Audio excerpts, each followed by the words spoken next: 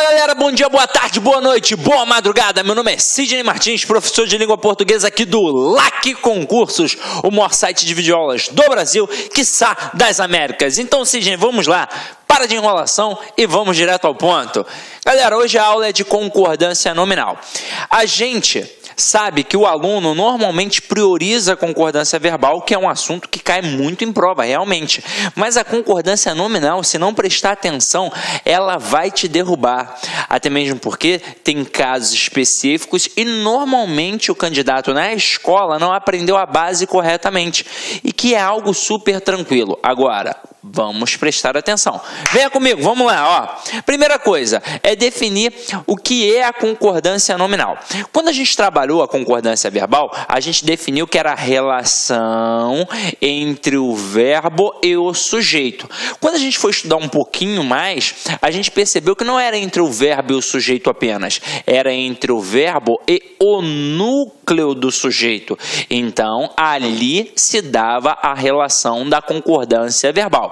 Quando a gente fala na concordância nominal, é a relação entre o nome e os seus determinantes. Então, aqui, a gente definiu que a concordância nominal é o estudo das relações sintáticas entre um nome e seus determinantes. Aí olha só esse exemplo aqui. O aluno está preocupado. A gente já sabe que uma análise sintática remete a todo o processo do sistema SVC, em que eu tenho um verbo, pergunto a ele quem é o sujeito e automaticamente o resto é o complemento. No caso aqui, a gente tem um verbo de ligação e tem um predicativo do sujeito. Trabalhamos estruturas sintáticas. Mas e agora? E as estruturas gramaticais, morfológicas? Esta palavra aqui, preocupado, é um adjetivo. Por que um adjetivo? Porque está indicando uma característica. E uma característica de quem? Do aluno, que é o substantivo. Então, neste processo, a gente percebe que o substantivo está mandando nessa concordância nominal, já que aluno é um substantivo masculino e está no singular.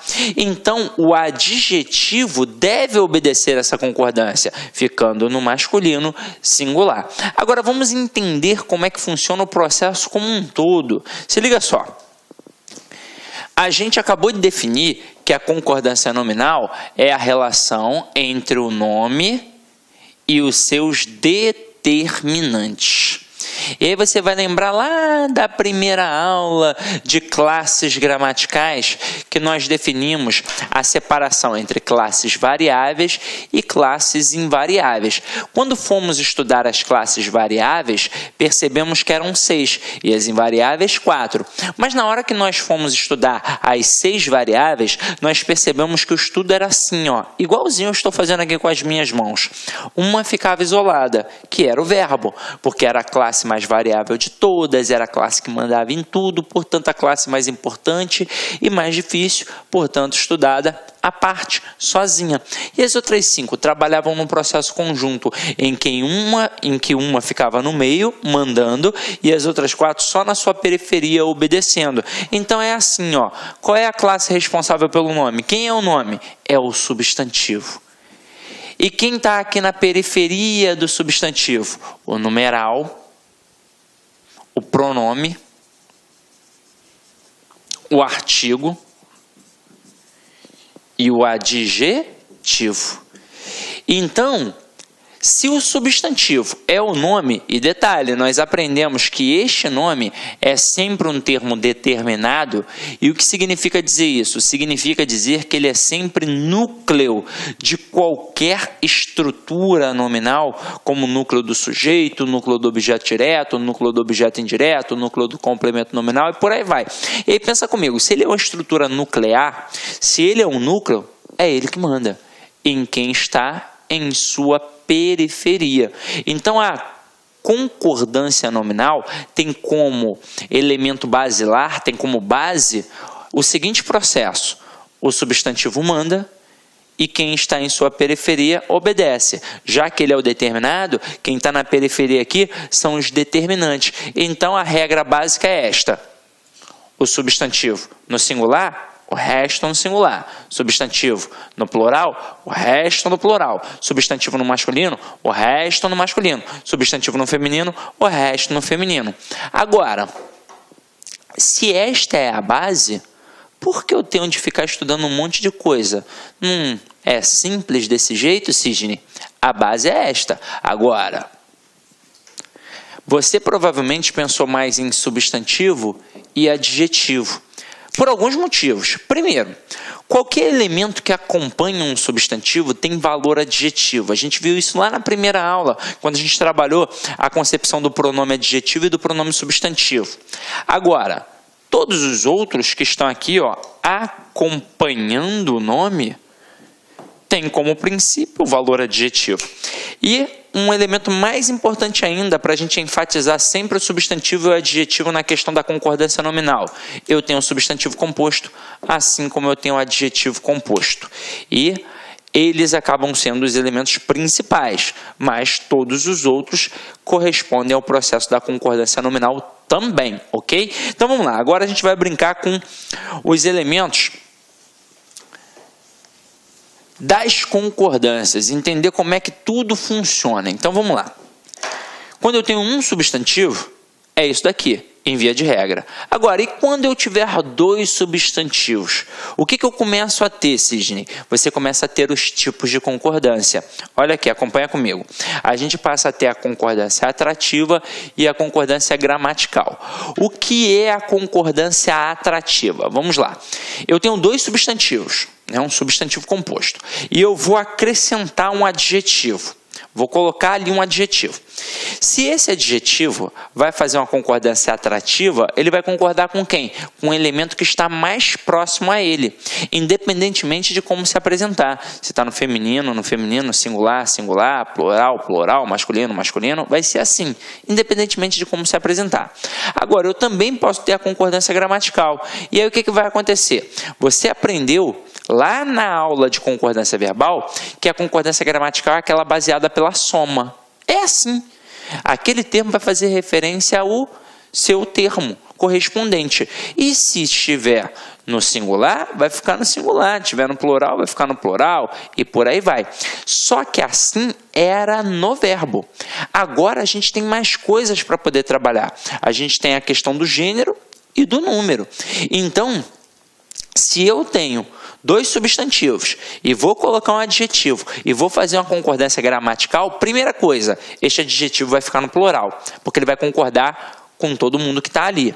Agora, tem outra coisa importante, vai ficar no plural do gênero dominante. Como assim do gênero dominante?